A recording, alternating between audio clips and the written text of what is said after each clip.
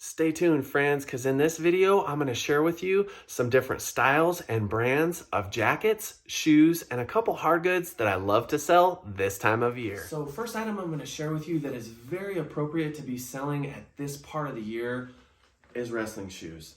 Now, this is a pair of Adidas youth wrestling shoes. I have these listed for, I believe, like $27. I can find wrestling shoes cheapest at garage sales. So typically I try to source a lot of my athletic shoes, running shoes in the summer months, and I just pick them up for a lot less. However, when I do source them in thrift stores, they tend to be in a little bit better condition, and often they've already been cleaned. So that's kind of the trade-off. But this is definitely one of my bread and butter brands. I generally always try to pick up Adidas wrestling shoes if they're the right price. Some things to be on the lookout for with wrestling shoes is to just make sure that the rubber bottoms are still bonded to the edges where the leather meets. Wrestling is a very physical, tough sport, and these shoes just take some abuse. So another brand that you'll find very common, and this is probably the grandfather or granddaddy of all wrestling shoes, is Asics. There's a lot of different lines and there's a lot of different tiers with Asics. I sell a lot of the Matte Flex series of Asics shoes, and these are probably the ones you're gonna see the most often, but they'll probably sell for the least. So I like Asics. Asics, again, is probably the most common you'll see out there, but I try to buy in with most youth wrestling shoes at garage sales, estate sales, and yard sales between a cost of $2 to $5. When I do see them in thrift stores, they're typically priced up between somewhere like $7 to $10, and that can get really expensive to buy in, especially if you're only going to be able to sell them for mid-20s to maybe low 30s. But be on the lookout for Asics. They are definitely the ones that you're going to find the easiest. They are the most common, and they are out there. And so I would say that is probably the most regularly found bread and butter wrestling shoe. But this last pair, this last brand, is probably more on the upper tier, and these are Rudis. Rudis is a very high quality wrestling shoe. These things sell for me regardless of what it is that's Rudis. It typically sells pretty quickly. I've sold some of the wrestling bags. I've actually sold some of the running shoes, but the thing that sells the quickest and the best is definitely Rudis wrestling shoes. I just know that they're hip, they're what's in trend and what is fashionable, especially with wrestlers. They also put them in a lot of different cool colorways, and it's just one of those things that I know the young kids are after. With the title box, when I list wrestling shoes, I always want to put folk style, freestyle, Greco. That's just denoting what style of wrestling that the person is participating in. And then in the description box, I'll go a little bit further. I'll put things like sprawl, double leg, takedown, conditioning, back points. And those come easy for me because I was once a wrestler, so I know a lot of the terminology. I know the sport, and that's probably a big reason I like to sell wrestling shoes. But be on the lookout. There's also some other good brands. I've done well selling Nike, but again, if you're sourcing wrestling shoes, try to go after them during the summer months at garage sales. You will pay a fraction of the price for them. And just remember, wrestling season, for the most part, is only part of the year. So try to get these things listed maybe towards the tail end of summer or the early part of fall. That way you got them out there and you got eyeballs on them. And with these Rudis shoes, I believe I have these listed for upper 40s right now, $47, $48. And that's typically where I'll sell them at. As for the bread and butter brands like Asics and Adidas, typically sell for a lot less, maybe more mid-20s to mid-30s. So that's all I got for you.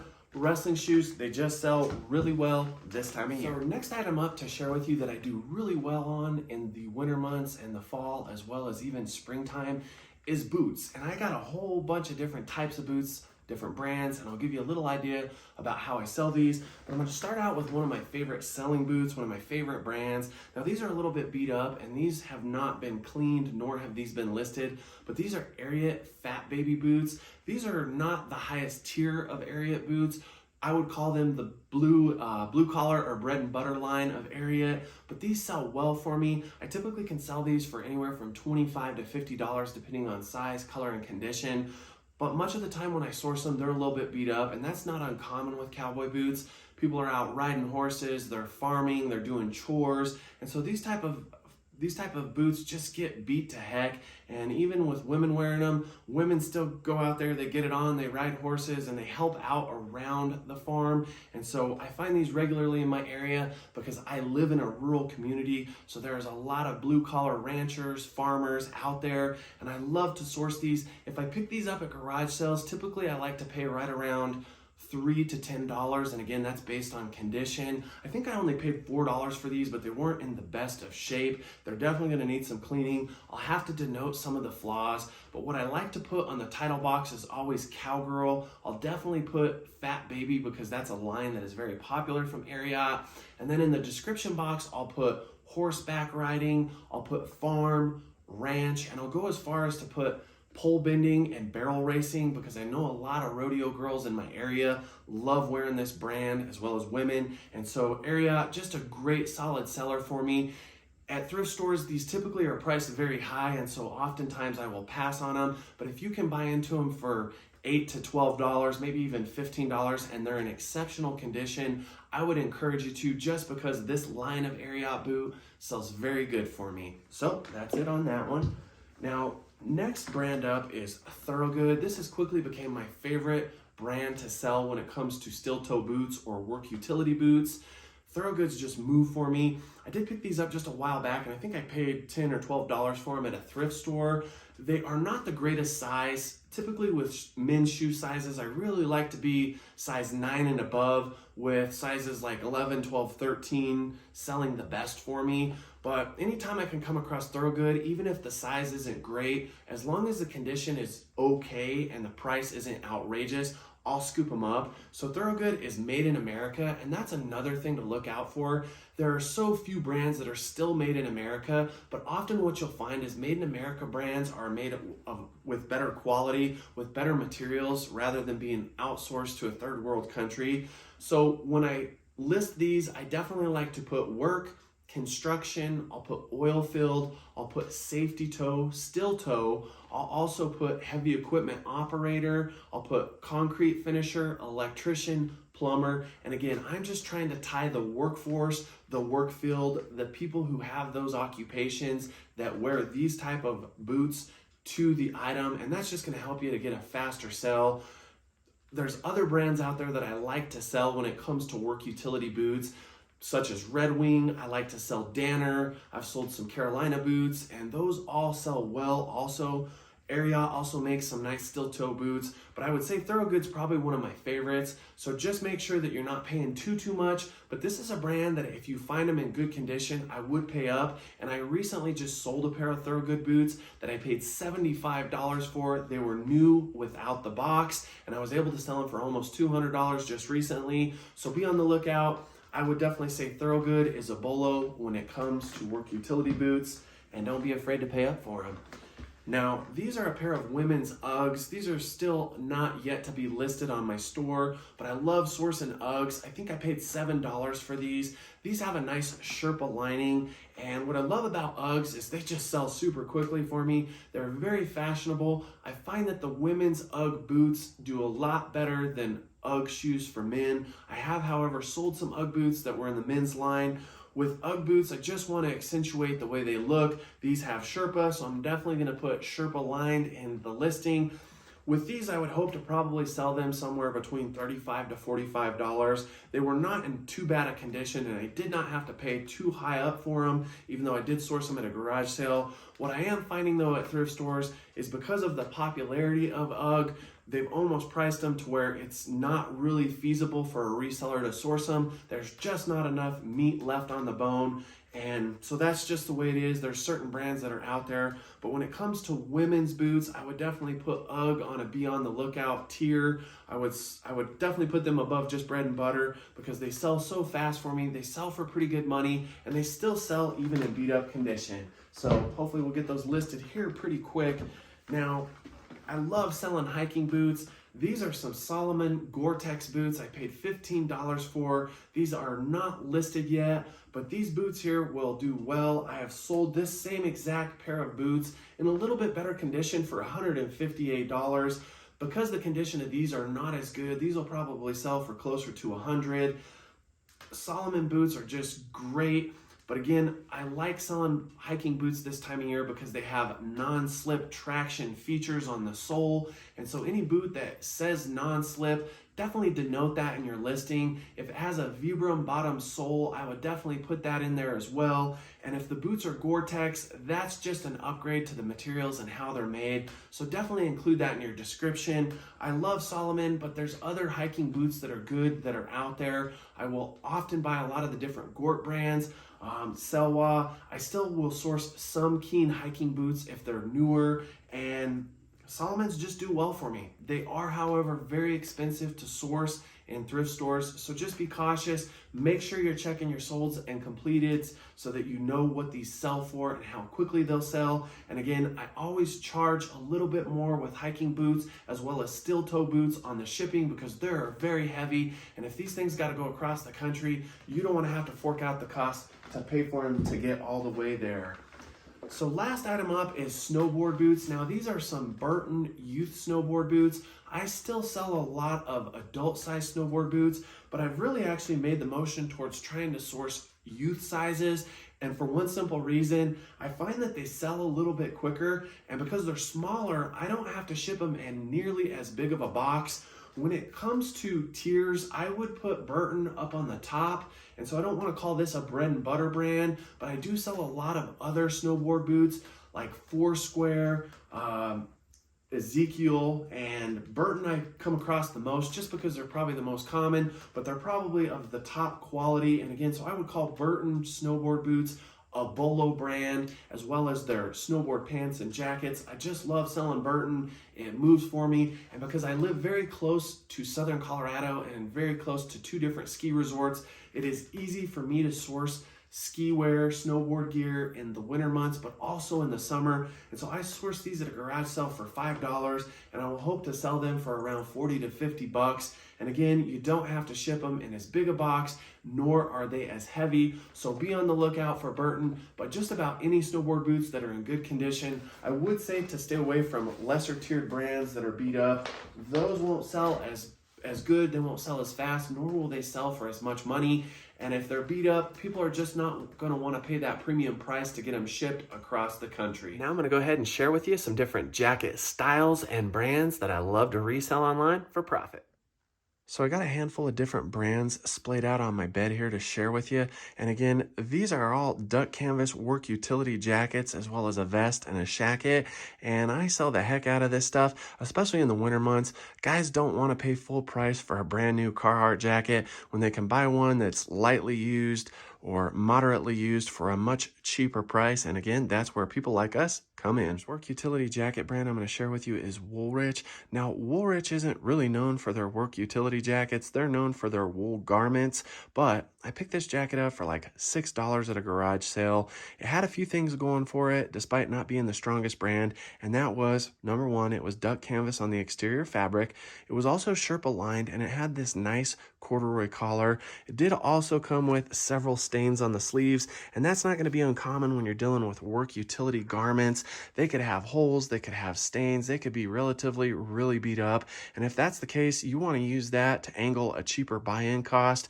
That's not always going to be the case, but if you can source these at garage sales, estate sales, rag houses, or rummage sales, you'll get a better price on them. I currently have this jacket listed, I think, in the mid-30s, and that's simply because it's not the strongest brand, and it also has some flaws. But I'm going to slide right over here and share with you another work utility brand that's probably more low tier, but I've still sold it in the past, and that's Ridge Cut. This is a Ridge Cut chore style work utility vest. I believe I have this listed in the mid-20s right now, but I only gave $3 for it. Now again, Ridge Cut, not the strongest brand, but what it does have going for it is relatively clean. It also has a quilt lined insulated interior, and so I'll definitely try to put that on my listing. If not on the title, I'll put quilted lined in the description, and I'll always put duck canvas. Again, I'll use those different work occupations like construction, oil field, truckers, anything like that that's labor intensive. That's going to help sell these items. There's a lot of guys out there, again, that don't want to pay a premium cost for work utility wear, especially if their job doesn't support their clothing fund, and that's the case with a lot of companies. But for the guys that do have a stipend for their work utility, well, send me your stuff and I'll sell it. But regardless, I'm sliding over now. It's my business partner. Carhartt to me is the king of work utility. It just grosses the most amount of money. What I like to buy though is the vintage Carhartt. Now this one is slightly upgraded, and while it's not the best style, this is more of an Arctic style Carhartt jacket. It is flame resistant, and if you can pick up anything flame resistant when it comes to work utility jackets that are canvas, typically I can always sell them for a little bit more money regardless of the brand. With Carhartt, it helps it just a little bit more. Now, one thing you'll also find when it comes to work utility wear is often you're going to find different company logos embroidered into the item. It doesn't always have to be jackets. It could be the shirts, and that's just something you need to denote on the listing. This jacket here, I believe, is listed right at around upper 70s, $80. And the only thing it's got going against it really is that it's a very common style of Carhartt jacket and that it does have that embroidery. But typically as we move into the coldest parts of winter after the Christmas holiday is when I sell a lot of the heavier, less popular work utility jackets like this, not only my Carhartt pieces. So I'm just patient. I try not to give too many crazy deals on them because I know they will eventually sell. And so next piece up is another Carhartt piece. This is also duck canvas, but this is a shacket. And so it's not technically a jacket, it's a shirt jacket. It's got the pockets on the side. This guy here has also got a flannel lining, so I put that in the listing. It's got the metal snaps, so that also goes in the listing title or description. And I just do really good on Carhartt shackets. They probably don't sell as quickly as the jackets, and they don't obviously sell for as much.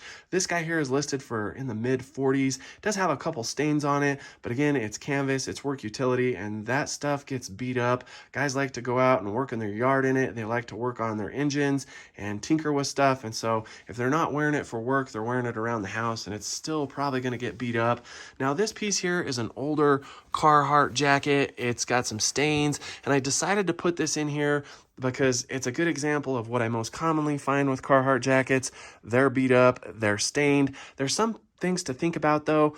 You can sell a Carhartt like this at a competitive price, listing all the flaws, and that's probably the best way to do it, but it won't sell for as much. But if you can come across a Carhartt jacket that's very old, probably dated from between the 1950s to the 1980s, and if it has a lot of natural distress, natural staining, natural fading to it, natural tattering, those jackets can sometimes sell for a lot of money, but they're not going to sell fast. There's just people out there that want to pay for that tattered, beat up, distressed look. So two ways to bake a cake. Personally, I don't sell those Carhartt jackets like that. I just list them low and I try to move them. Once in a great while, I might find one with a whole bunch of different holes. And if it looks like it's worthy of maybe trying to sell to become a movie prop in that tattered, beat up state, I might try to do that. But my suggestion is to just pick them up and list them for what the competitive price is. Now, this is my runner up, and I would call this the bread and butter brand. And if work utility had tiers, I would obviously, as I said earlier, call Carhartt the top. It's more the Bolo tier, but this is bread and butter. This is a Walls work utility. And as you can see, it is from the blizzard proof line. It is quilted, it's insulated, so it's got that in the lining. And as I told you, it's not uncommon for these jackets to have outside company embroidery, but oftentimes they will also have a person's name embroidered into them. That just needs to be denoted on the listing. This also has some natural fading, as you can see, so I went ahead and denoted that in the listing itself. I like selling Walls, but again, Walls will never sell for what Carhartt will most of the time. Just depends on what it is. But in general, I would put Walls several steps down below Carhartt. But again, it's prominent, it's prevalent, and I can easily find it in my area.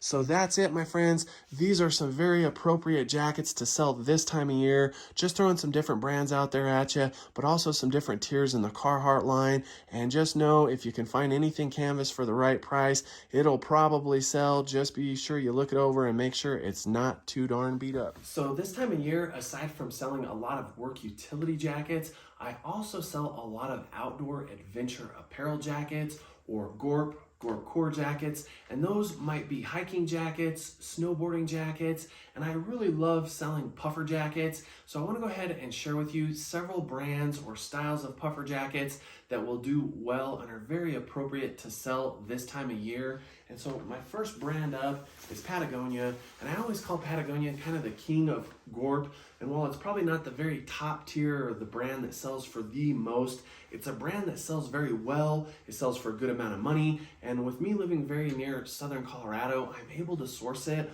a lot more, let's say, than somebody who probably lives in the southern part of Arizona where heavy jackets are just not used a whole lot. And so this style of puffer jacket here will sell for anywhere from $60 to over $100. If it has the goose down, that's always going to help it. Darker colors will also sell well, and when I try to source men's jackets, I'm always looking for those darker colors, the black colorways, the blue, the greens, the browns, the earth tones. And with a lot of different Gorp brands, if you can figure out the actual name of that color and put it in the listing, it will drive the price of that item up. And I found that to be true, especially with Patagonia, brands like Arc'teryx, and even the North Face. So definitely be on the lookout for puffer jackets. In your listing, in the title, make sure and put that it's goose down or a downfill blend. And then if you're gonna put anything in the description, definitely put Gorp, Gorp Core, trail, hiking, mountaineering, you name it, anything that attaches the item to the outdoors. That's what those mountain goats are looking for. They want that lightweight stuff that's packable and that keeps them warm, and they don't wanna pay a fortune for it. So one of my favorite brands, but not a brand that's as strong as it used to be, is the North Face. This is a 550 down-filled vintage vest. It's just Y2K, so it's not super old. These guys here will sell for anywhere from $35 to $90, again, depending on size, the fill weight, and as well the condition and color. And so I love selling vests. Personally, I like selling vests a lot more than jackets, and it's very simple. You don't gotta stage the arms out. You don't gotta worry about the sleeves having stains on them. And I just find vests to be very fast to list. Anybody that sells clothing knows that clothing is very slow to list. And so if you can find items that go a little bit quicker to occasionally put down for listing, that just kind of helps the monotony of something that takes forever to list. And so I like to really list a lot of vests in the fall months and the spring. That seems to be when they're more appropriate. But vests for me do sell year round. With North Face, I'm very particular. I really just try to buy jackets and puffer vests that do have downfill. There are a lot of North Face jackets out there, especially in the kids line, that are very low tier, that don't sell for a whole lot of money. And with North Face, I also stay away from buying things like button-up shirts. I don't buy a whole lot of their hiking pants. They don't seem to sell as good as they used to. But here's another North Face piece. This is a thermoball youth jacket, and this is just a different style of puffer. This has the small square stitching. This is a youth jacket. I have this listed currently for in the mid 40s. It's an extra large girls. I didn't pay a whole lot for it, and I like to source puffers at garage sales if I'm able, and that's simply because thrift stores have gotten very expensive on knowing to price these items up, but I only gave like $6 for this jacket just a few months back, and if I can turn $6 into $44, I'll be super happy. Just use all those same Gorp and outdoor adventure apparel keywords in your title and in your description. Now, when I talk about puffer jackets, they don't always have to be an outdoor brand. This is actually a Kawasaki puffer jacket, but it's a Team Rider jacket. So it's simply just got the Kawasaki emblem embroidered into the front. I listed it as a team racing jacket, puffer style. And I think I got this guy listed for like $38 or $40. Down to the last two jackets. Now this jacket here is a Calvin Klein women's jacket. The big reason I picked this up is when I was out sourcing this past summer, I'm always scooping them jackets up like I said, but I looked at the manufacturer label on the interior of the jacket and I noticed that it was goose down or goose down blend, and so because of that I was willing to grab it, didn't pay much for it, and I have this jacket listed in the low 30s right now. I did put in the description that it was hooded, and again I definitely made sure and listed that it had a goose down blend on the fill. And so not a jacket I would want to buy in a thrift store and pay up for, but a jacket that I don't mind buying to try and resell And if I can turn a few bucks into 30-something bucks, I'm good with that. Now, the very last jacket I'm gonna have is actually a vintage puffer style jacket. And this is an LL Bean women's puffer. It's also got downfill that is Goose, and it also has a cool faux fur collar. When I initially bought this jacket, I paid up for it, hoping I could sell it for 70 to 80 bucks. I got it home and just didn't realize that it had a little bit of a stain on it. And so it is what it is. I wasn't able to get it completely clean. So this jacket I think I have listed right now in the mid 40s. Might still have to come down on it some. With a jacket like this, I would just definitely put vintage, but because it has the style it is, it could probably cross between an outdoor jacket or even a country western style jacket.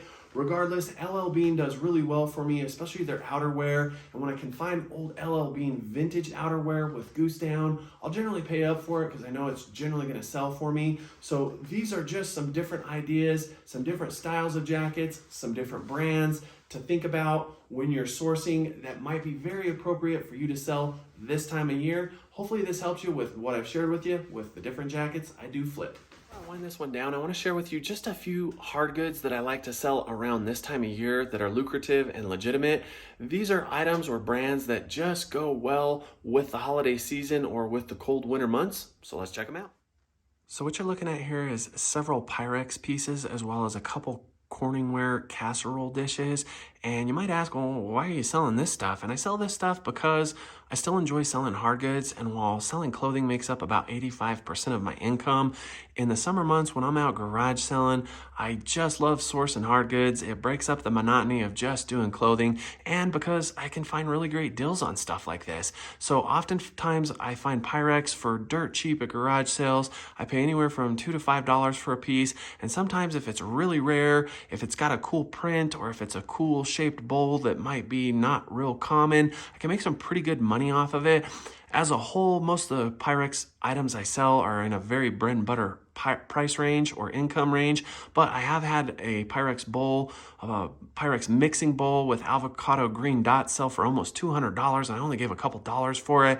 And so the reason I like selling them again is they're prevalent, but also they're highly collectible. And this time of year, people like to buy vintage Pyrex like this for gifts because the holidays are coming up, but they also really love to use it for family get-togethers. It just says my kitchen looks cooler than yours because I have a cool vintage bowl with lid. And so what you're looking at here, this is Pyrex. It's also got the lid with it. It's got some green olives, and I think that I have it listed for in the mid 20s or maybe $28. And then I also have the mushroom print small bowl with the glass lid. It's in great condition. I think I have it listed for mid 20s. And then this Cinderella mixing bowl, I think that's the butter print type print on it. I've sold in the past, but it was a bowl in better condition. I have it listed for I think $38 to $40. But most of the time with Pyrex, I don't have to pay a whole lot for it. Generally a few dollars. And if I can turn a few dollars into 30, 40 bucks, I'm good with that. That's a good turn or return on my investment. Now, when it comes to the casseroles, these are Corningware, and Corningware is made by Apparel. These really sell well around the holidays, again, because people like to cook with them. Again, it's probably because they're timeless and they just don't make stuff like they used to. But the top piece is a large 3-quart Corningware casserole dish with lid, and I think I have it listed for $37. I paid $5 for that at a yard sale this past summer. I've sold that same casserole dish in the past for right around that same price. And then down here, you've probably recognized this. This is also Corningware. It's from the Spice of Life series, and it's a smaller casserole dish. I think I have it listed for like 17 or 18 bucks, but I only gave $2.50 for it at my local thrift store. So again, these are just some items that are very appropriate, that sell well for me, not only during this time of year, but generally year round. I just feel like they sell better in the winter months because of the collectible nature, because of gift giving, and because people like to party and like to have nice stuff for their food preparation. So yeah, be on the lookout for vintage Pyrex and Corningware. As always, friends, if you like this video, please reach out there, hit that like button, make a comment, or please subscribe.